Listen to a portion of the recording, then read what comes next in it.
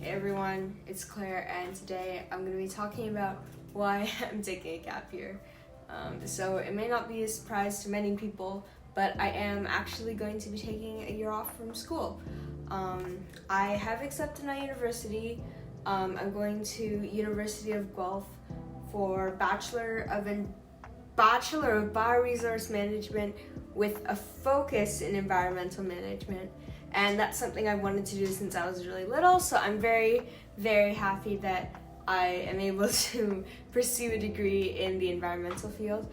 But yeah, so I'm taking a gap year though. I'm taking some time off for many reasons, which is why you're all here today, I guess, to watch me discuss and maybe rationalize a bit my ideas. Because I realize that they're a bit out there. Yeah, they're a bit out there, and so I know some people have been like, wait, what? Like, why aren't you just going to school? There's a lot of reasons, okay? First, I over COVID, I think I changed a lot of my perspective on, in terms of the learning aspect. I changed my perspective on the way that we can learn, and yeah, I used to not see so much value in the point of learning outside of school, but I think through COVID I actually found a lot of value in it, doing like online courses and things and enrolling myself in things that I actually wanted to learn. I became a social media intern with a wonderful company, and I learned so much more than I ever thought I would through that.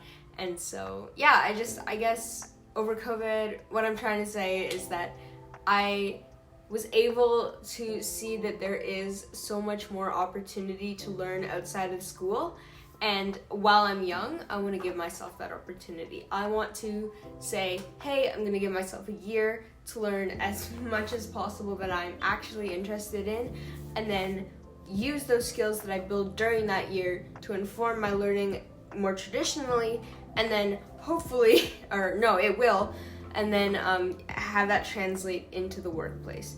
Now, I know one thing is also with the self-learning skills, it's just really important these days in the workforce, especially in the environmental field, where you need a lot of experience and you need something to set yourself apart. And so this is my way of saying I'm going to pursue something that sets me apart. I'm going to learn all these, attempt to learn these skills and build a portfolio for myself that I'm proud of. I'm also going to take time to learn things that actually interest me that might not be related to my career. For example, such things such as the social media internship that I did, which even though it wasn't directly related in terms of the work I was doing, it was directly in my field of interest, basically. And so, yeah, so I guess that's what I'm doing. That's one of the reasons. Another reason is because I have been, another reason that I'm planning to take a gap year is that I don't know if it's just me, but I've always felt kind of rushed in my life, and I need some time at the moment, probably because of the pandemic, but also because of just who I am. I want to take things at my own pace, and I want to kind of give myself time to say, hey, you know, you can chill, you can do things on your schedule for a bit before you have to go into university and do all this stuff. So that's why another reason why I want to do it is a bit of the freedom, a bit of the independence that comes with moving out of home still. I'll talk a bit about that in a sec. But the independence that does come with moving out of my house, and managing my money for the first time in my life on my own, managing, I guess, food for myself, just being more independent.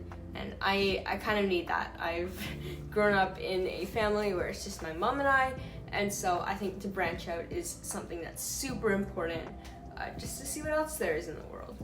And on that note, my third reason for taking a gap year, my boyfriend, who is living in the UK, his name's David, and he's also taking a gap year this year. So we said, hey, like, wouldn't it be a great opportunity for us to start, being able to see each other in person because during this gap year. And so I'm actually moving in 21 days to go and live with him in the UK.